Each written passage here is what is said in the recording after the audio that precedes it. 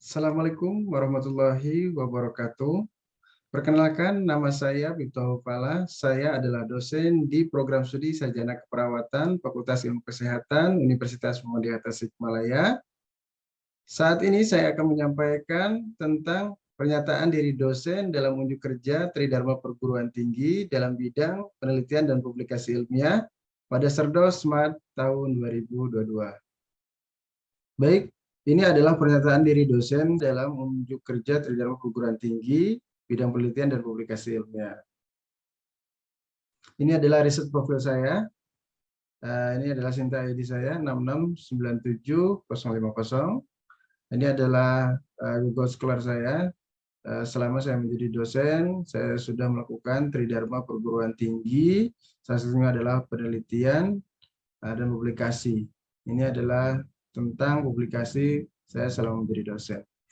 Baik, selama saya menjadi dosen, ini adalah penelitian yang sudah saya lakukan dari tahun 2016 sampai tahun 2022.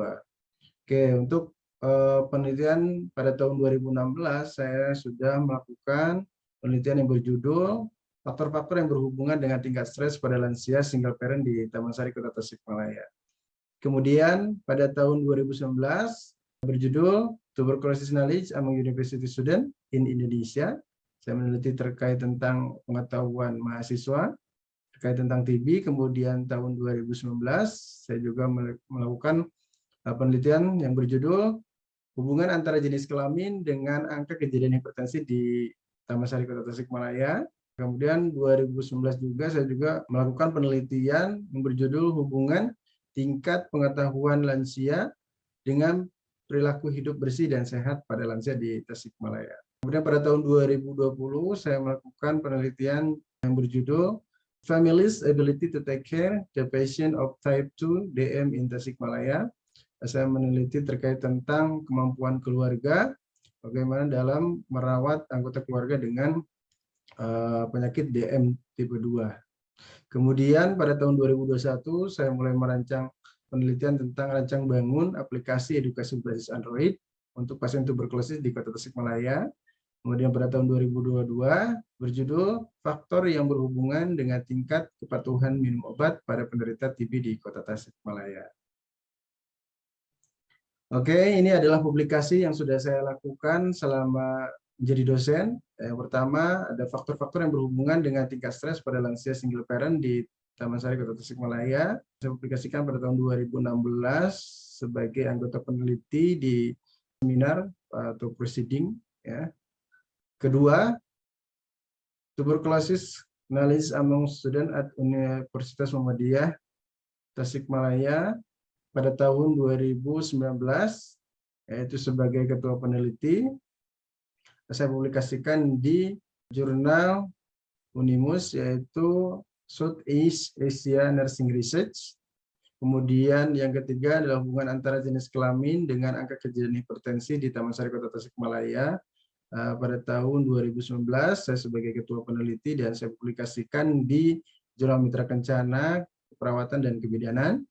Kemudian selanjutnya hubungan tingkat pengetahuan lansia dengan perilaku hidup bersih dan sehat pada lansia di Tasikmalaya pada tahun 2019 dan sebagai corresponding author saya publikasikan di jurnal Healthcare Nursing Journal ya, yang sudah terakreditasi Sinta 5.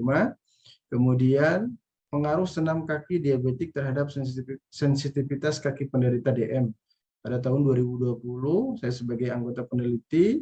Kemudian saya publikasikan di HNJ juga. Kemudian yang keenam, di sini ada Families Ability to Take Care the Patient of Type 2 DM di Tasikmalaya pada tahun 2020. Saya sebagai corresponding author. Saya publikasikan di jurnal Media Keperawatan Indonesia dengan terakreditasi Sinta 3. Kemudian ketujuh, ada pengaruh rebusan daun salam terhadap penurunan kadar asam urat pada lansia pada tahun 2021. Saya sebagai corresponding author, saya publikasikan di HNJ, yaitu yang sudah terakreditasi Sinta 5. Kemudian yang ke-8 ada health seeking behavior pada pasien kanker payudara stadium lanjut ya di Kabupaten Tasikmalaya pada tahun 2021 ya, saya sebagai corresponding author.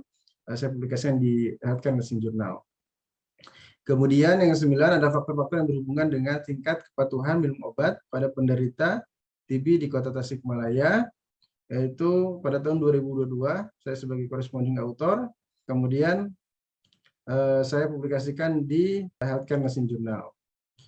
Kemudian terakhir ini ada efektivitas pemberian jus mentimun dalam penurunan tekanan darah pada lansia dengan hipertensi. Di sini pada tahun 2021 jabatan sebagai anggota, kemudian saya aplikasikan di Proceeding Fakultas Ilmu Kesehatan Universitas Muhammadiyah Tasikmalaya.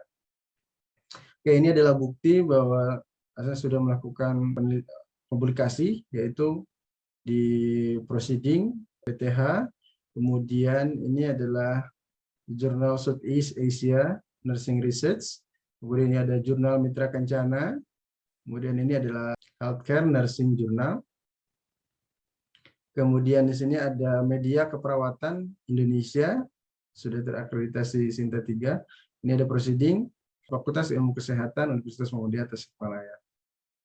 Ada kategori publikasi saya, itu adalah Sinta 3, Sinta 5, Proceeding, dan Jurnal Nasional Tidak Terakreditasi. Untuk Sinta 3, saya memiliki publikasi, kemudian Sinta 5 ada 5 publikasi, ada Proceeding 2 publikasi, kemudian Jurnal Nasional Tidak Terakreditasi ada 2 publikasi.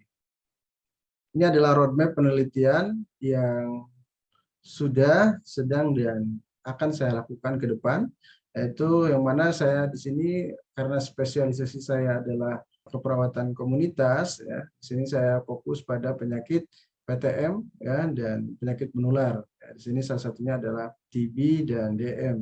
Dan saya juga meneliti terkait tentang dukungan keluarga. Ya. Di tahun 2019 saya sudah melakukan tentang penelitian tuberculosis knowledge among university student in Indonesia.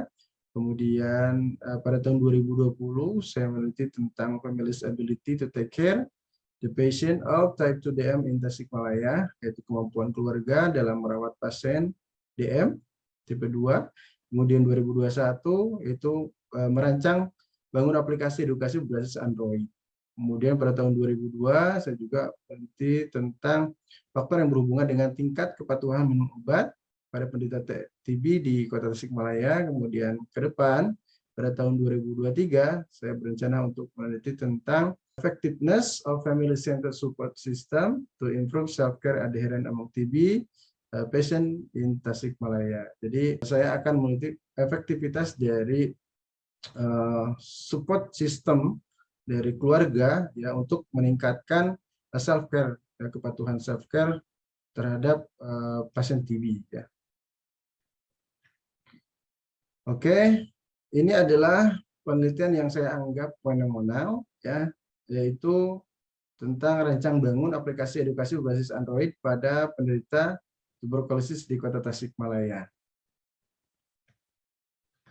Oke, ini adalah alasan kenapa ini menjadi fenomenal. Yang pertama, ada makna penelitian yang dilakukan. Di sini bentuk dari penelitian ini berupa rancang bangun aplikasi edukasi berbasis Android, ya, sebagai solusi untuk kesembuhan pasien TB, khususnya dalam memantau kepatuhan minum obat pasien. Ya. Jadi penelitian ini bisa dimanfaatkan oleh petugas kesehatan dan pasien dalam mempermudah pelayanan kesehatan. Oke.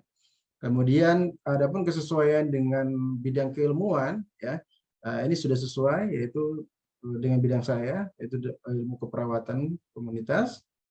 Kemudian inovasi penelitian, ini di sini ada inovasi, yaitu saya merancang bangun dengan tim untuk aplikasi, ya, dalam mempermudah pemantauan proses minum obat, yang mana mungkin sebelumnya dilakukan secara manual, saat ini sudah dilakukan secara digitalisasi atau online, sehingga ini akan mempermudah dan bypass, ya, proses yang sudah ada sebelumnya menjadi lebih sederhana dan mudah dilakukan. Apalagi pasien-pasien yang terkendala dengan jarak, kemudian waktu, kesibukan, dan sebagainya. Kemudian kategori publikasi penelitian ini saya coba terbitkan di jurnal internasional bereputasi. Ya, ini kita sedang proses review. Kemudian untuk keberlanjutan ke depan ini bisa dikembangkan, ya, jadi aplikasi yang dapat digunakan dalam pemantauan obat, sehingga ini sangat bermanfaat untuk peneliti-peneliti yang akan datang. Penelitian ini juga sudah dihakikan, ya, Ini adalah tampilan dari aplikasi Smart TB yang sudah kami hakikan ya. Di sini ada 4 fitur, yaitu tentang screening, edukasi, minum obat, dan konsultasi.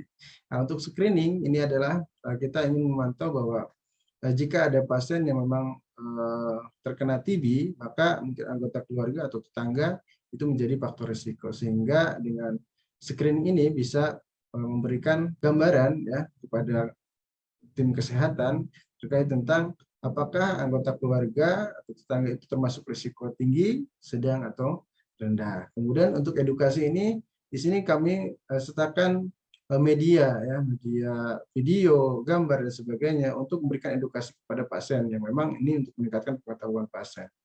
Kemudian di sini ada minum obat ya. Minum obat ini kita setting alarm untuk mengingatkan pasien untuk minum obat sehingga tidak lupa ya dan untuk minum obatnya. Kemudian ada konsultasi di mana mungkin pasien ini ingin konsultasi dengan tim kesehatan, kita sediakan ada dokter, ya, ada perawat, kemudian ada farmasi dan sebagainya. Ini untuk mempermudah pasien ketika pasien tidak bisa datang ke puskesmas ya secara langsung atau ke pelayanan kesehatan yang lainnya. Baik, terima kasih. Itu adalah pernyataan dari dosen saya terkait tentang penelitian dan publikasi ilmiah. Mohon maaf apabila ada kekurangan. Saya tutup bila bisa bilhaq. Wassalamualaikum warahmatullahi wabarakatuh.